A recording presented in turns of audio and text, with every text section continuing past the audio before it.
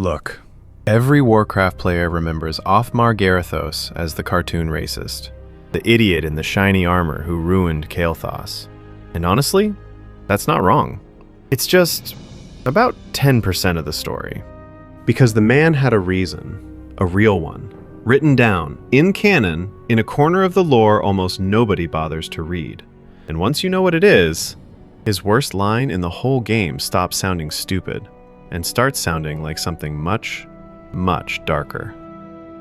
To understand why he hated them, you have to go back to a war he was already fighting before Kael'thas ever showed up, the Second War. Orcs pouring north into Lordaeron, and a favor that was thousands of years old.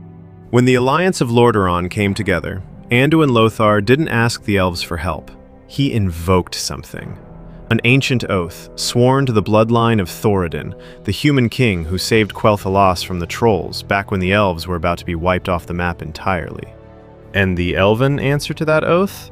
High King Anastarian Sunstrider did not consider the orcs a threat. He sent a small fleet. That's it. And he ordered the rest of his forces to stay home, behind the wards, inside Quel'Thalas.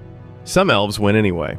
Illyria Windrunner and her rangers straight up disobeyed their king to go and fight. But officially, the elven contribution to the war that decided whether humanity survived at all was a gesture. And humans noticed. Of course they noticed. Human boys were dying in the mud while an immortal race sat behind a magic wall doing the absolute minimum. Hold on to that feeling, because in about 30 seconds, it stops being a feeling and becomes a person. His name was Othmar Garithos, son of a baron, and here's the detail that reframes this entire story. His father's lands bordered Kael'thas. So when the Horde came north, Garithos didn't argue about it. He didn't demand elven troops come and cover his home first. He went where the fighting was, and the fighting was Quel'Thalas. He was there, in their forest, bleeding for elves.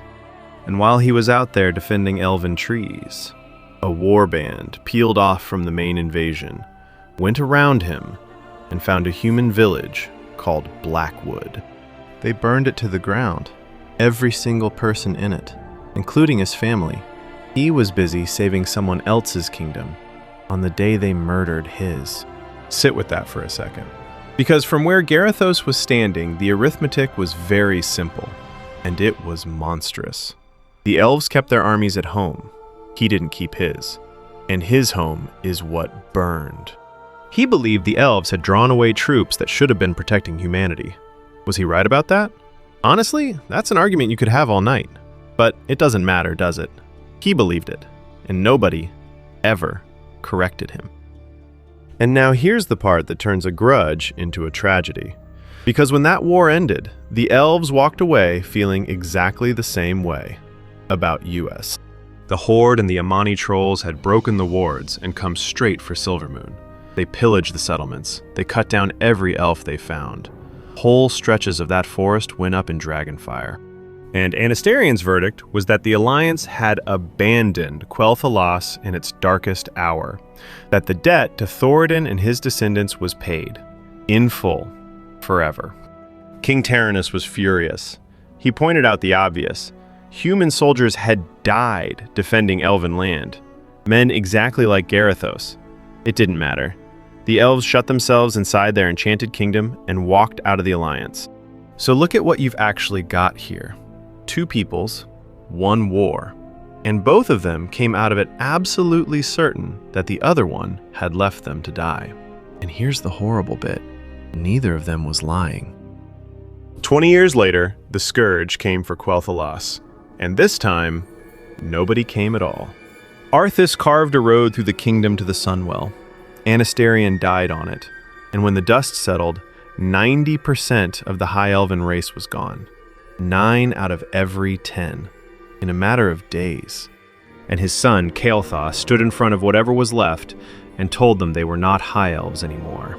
In honor of the blood that was shed throughout this kingdom, as of this day, we are Sindorai. Blood Elves.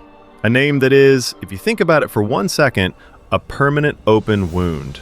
And then the prince did something almost nobody gives him credit for. He went to help the humans anyway. He took his most powerful followers south into a ruined Lordaeron crawling with undead to fight beside whatever was left of the Alliance. Which brings us to the man in charge. Garithos was a Grand Marshal, the highest-ranking survivor of Lordaeron's entire military, and he did not get there by being good at his job. He'd been promoted on his father's name and title, and then everybody above him died. That's it. That's the whole selection process. The Scourge killed every competent officer in the kingdom, and the last man standing happened to be a bigot with a dead family and 20 years of unfinished business with elves. He scraped an army together out of volunteers and conscripted civilians, farmers basically. And into that broken little command walks a Blood Elf prince, offering to help. Their very first exchange tells you how this ends. "You are late, Prince Kael'thas. I thought you elves prided yourselves on punctuality." Kael tries to explain. "Night elves, across the sea, it's a whole thing." Garithos cuts him off flat. "I am not interested in your fanciful excuses. You elves are here to serve the Alliance. Thus, you will obey my commands to the letter." Then he lays out the situation. The undead are pushing to retake Dalaran. The front is south. And Kael says what any soldier would say. "My men are ready, my lord. When do we leave for the front?" And Garithos tells him, they don't. The elves are staying behind to repair observatories. The most powerful magical strike force left on the continent, assigned to go and fix telescopes. Kael starts to object. "My lord, we are warriors, not..." And Garithos says the line. "You have your orders, Prince Kael'thas. I trust your elven ears heard them clearly enough." Elven ears? He isn't even hiding it. And as he walks away, under his breath, Kael'thas mutters, "Insolent son of a..." Remember that moment. That's when the bill starts running. Out at those observatories, the elves hit a lake they can't cross, and out of the water comes Lady Vaj, Naga, Illidan's people, offering boats. Kael knows exactly what she is. He tells her so, but she says the one thing that gets through. Our two races share a common ancestry, and now, against the undead, a common peril. He takes the boats. He fixes the telescopes. He does the stupid little job he was given. And when he reports back, Garithos already knows. "Is it true that you've consorted with the vile Naga?" And then, "They are inhuman and must be crushed like any other enemy." Inhuman. Think about who is standing there hearing that word. The elf, being told to his face, in the middle of a war he volunteered for, exactly what category he's in.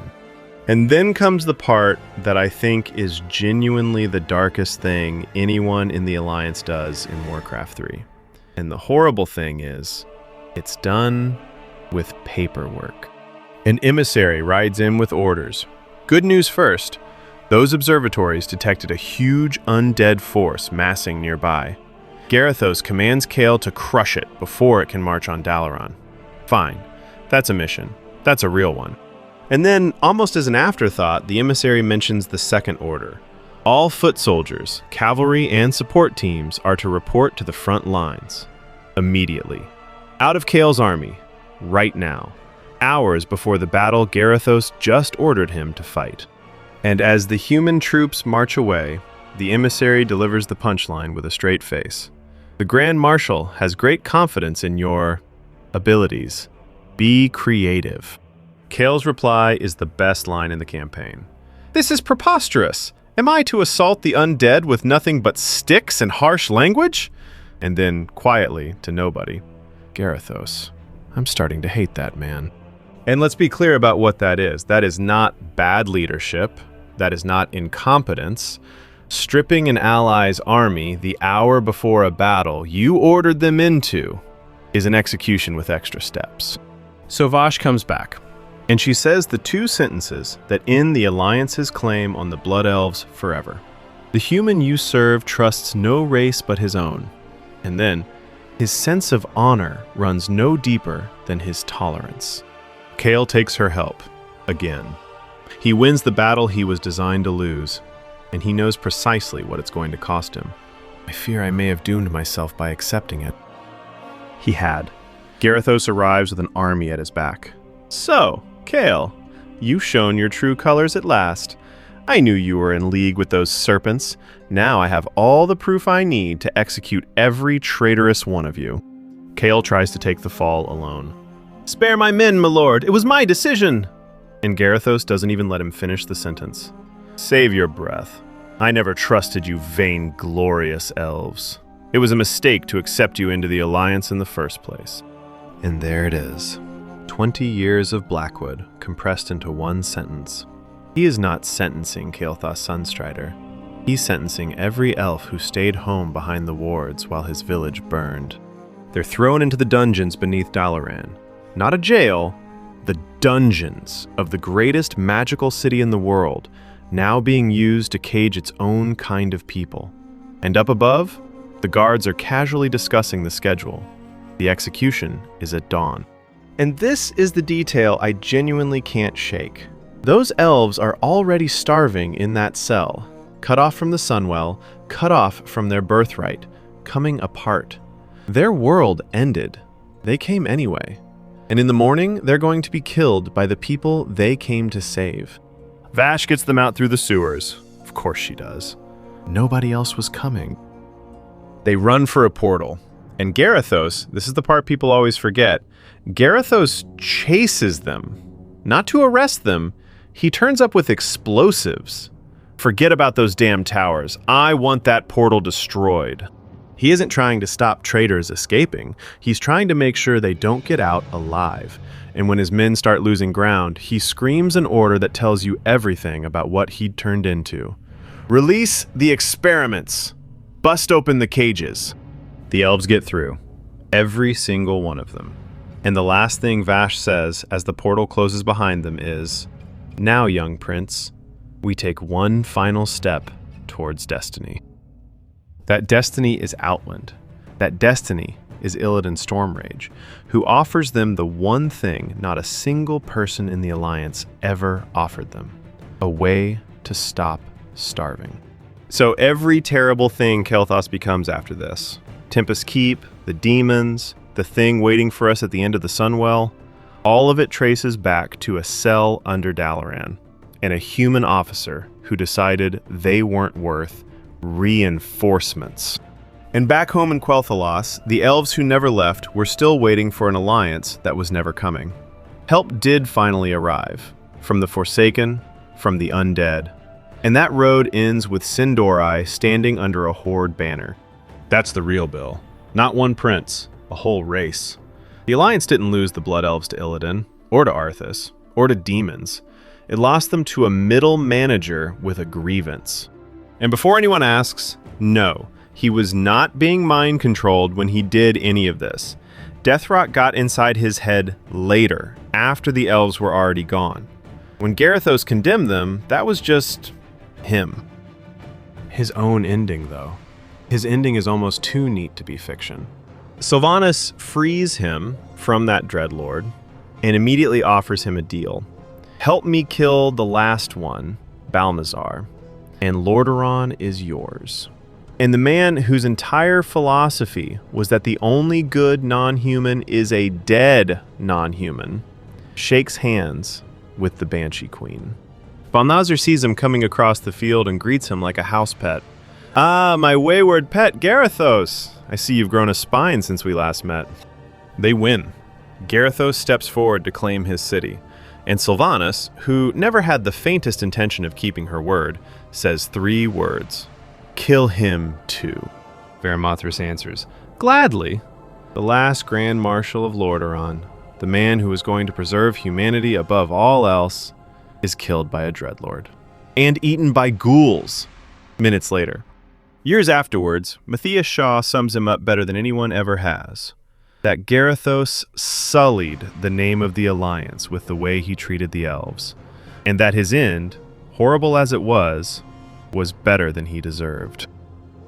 But here's the thing I want you to walk away with.